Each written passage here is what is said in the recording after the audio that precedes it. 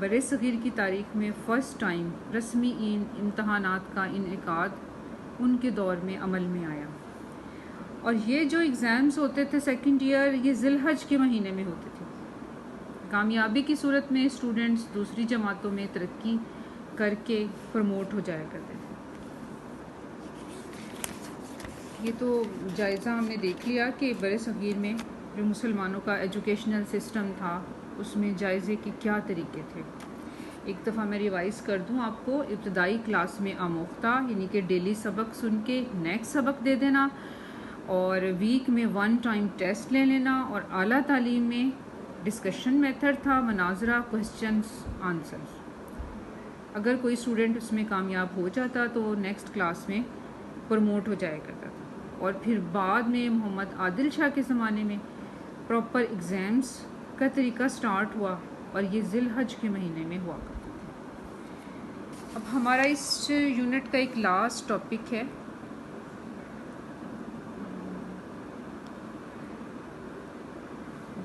مدارس کی اقسام، یا برصغیر پاک و ہند میں مدارس کا نظم و نسق۔ تو اس میں سیکنڈ ایئر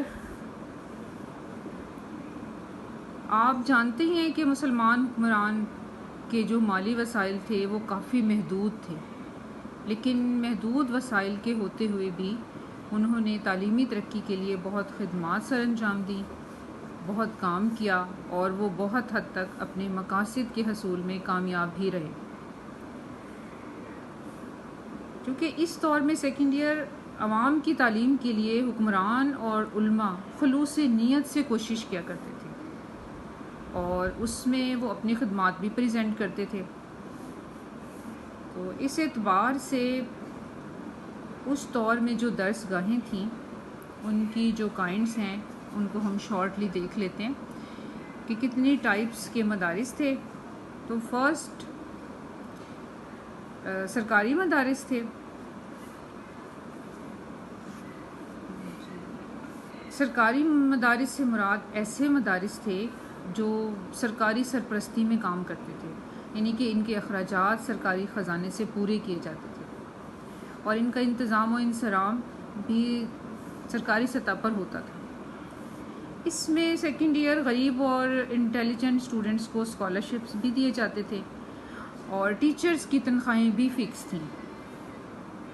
اور یہ جو گورنمنٹ کے مدارس تھے ان کی کائنڈس یا اس وقت جو مشہور تھے وہ میں آپ کو بتاتی ہوں۔ جامع فیروز شاہی ایک مشہور درس گاہ تھی، مدرسہ ہمایونی،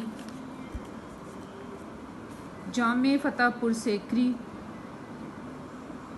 مدرسہ دارالبقا، مدرسہ خیر المنازل، جامع فرنگی۔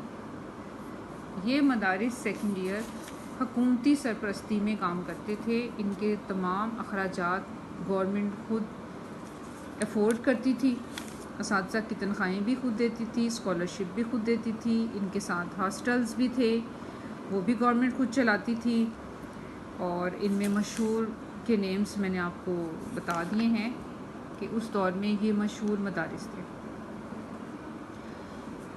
سیکنڈ جو ایک کائنڈ ہے مدارس کی وہ مساجد میں قائم مدارس تھے۔ مساجد کو بھی سیکنڈ ایئر اس وقت بطور تعلیمی درس کا استعمال کیا جاتا تھا۔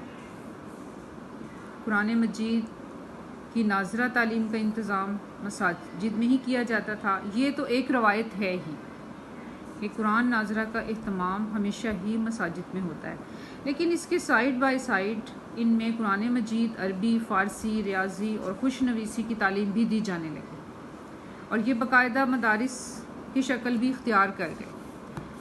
اب ان میں جو فیمس مساجد تھیں جن کے ساتھ ملحقہ مدارس بھی قائم ہوئے وہ جامع مسجد دہلی، مسجد قوت الاسلام، جامع مسجد وزیر خان۔ اب تھرڈ کائنڈ جو مدارس کی تھی برصغیر پاک و ہند میں وہ خانگاہوں اور مزارات سے ملحق مدارس تھے۔ یہ آپ کو نام سے ہی لگ رہا ہے کہ برصغیر کے مسلمانوں کی تعلیمی ترقی میں ہمیشہ صوفیہ کرام اور بزرگان دین نے بہت اہم رول ادا کیا ہے۔ آپ جانتے ہی ہیں کہ لوگ فیض حاصل کرنے کے لیے ان کے گرد ہمیشہ ہی جمع رہتے ہیں اور ان کو بہت رسپیکٹ بھی دیتے ہیں۔ ان بزرگوں اور صوفیوں کی خانقاہوں پر لوگوں نے درس گاہیں بھی بنا دی،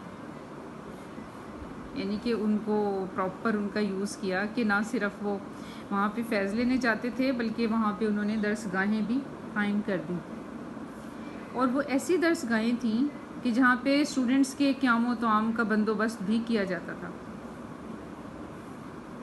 اور وہاں پر اسٹوڈنٹس دین کی تبلیغ کا کام بھی کیا جاتا تھا، وہاں سے لوگ روحانی اصلاح بھی کرتے تھے۔ تو اس میں بھی کافی ہیں خانگاہی مدارس میں، خانگاہ شاہ کبیر، مدرسہ خانگاہ پھلواری، مدرسہ شاہ پیر محمد، یہ 3 مشہور درس گاہیں ہیں جو خانگاہوں پر قائم تھیں۔ اب لاسٹ جو ایک کائنڈ ہے بر صغیر پاک و ہند میں مدارس کی، اس میں ہے علماء کے ذاتی مدارس۔ اسٹوڈنٹس بر صغیر میں مسلمانوں کے دور میں علماء نے اپنے آپ کو، آپ جانتے ہیں کہ خدمت اسلام کے لیے وقف کر رکھا تھا۔ اس دور کے علماء، اس دور کے اساتذہ بہت نیک نیت، بہت پین لے کے کام کرنے والے، بہت پیشن کے ساتھ کام کرتے، وہ اللہ کی خوشنودی کے لیے ہی درس و تدریس میں مشغول رہتے تھے، کہ ان کو کوئی لالچ نہیں ہوتا تھا، ان کا مقصد زیادہ تر اللہ کو راضی کرنا ہوتا تھا تاکہ وہ علم کو آگے سے آگے پہنچائیں۔ وہ اسی لیے مساجد میں بھی دین کی تبلیغ کا کام کرتے تھے۔ تو مساجد میں دین کی تبلیغ اور قرآن ناظرہ کے ساتھ ساتھ جب دوسرے مضامین پڑھائے جانے لگے اور مساجد میں مدارس قائم ہو گئے، تو اسی کی دیکھا دیکھی علماء نے بھی اپنے گھروں میں ذاتی مدارس شروع کر دیے۔ علماء نے اپنے گھروں پر درس و تدریس کا سلسلہ شروع کر لیا، اور اسٹوڈنٹس وہ اپنی ان خدمات کا کوئی معاوضہ نہیں لیتے تھے، وہ صرف اور صرف اللہ کی رضا کے لیے لوگوں کو تعلیم سے آراستہ کرتے تھے۔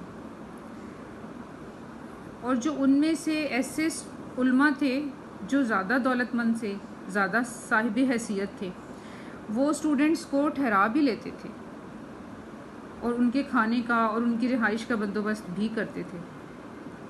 اب دیکھ لیں کہ علماء کی ان ذاتی کوششوں نے بر صغیر میں تعلیمی ترقی میں بہت اہم رول ادا کیا۔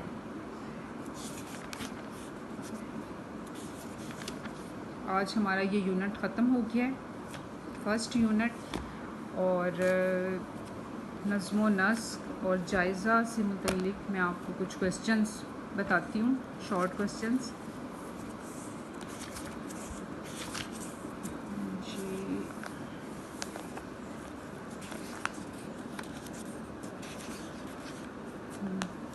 اس میں سیکنڈ ایئر پہ اسی طرح ہی کویسچن بن سکتے ہیں، اب جس طرح سے ابھی جو ہم نے پڑھا ہے مدارس والا، تو اس میں بر صغیر میں مسلمانوں کے دور کی چند مشہور درس گاہوں کے نام لکھیں، یا مسلمانوں کے عہد میں تعلیمی نظم و نسق کیسا تھا۔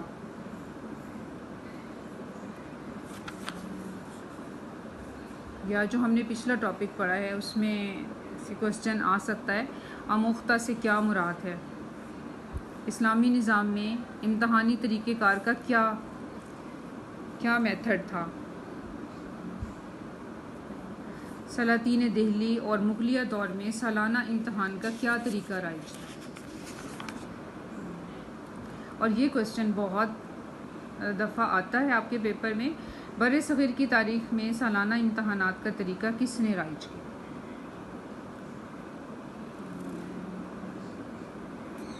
اور یہ بھی کویسچن آ سکتا ہے کہ بر صغیر میں مسلمانوں کے تعلیمی اداروں کی مالی مدد اور سرپرستی کون کرتا تھا، اور مسلم دور میں مدارس میں داخلے کس مہینے میں ہوتے تھے۔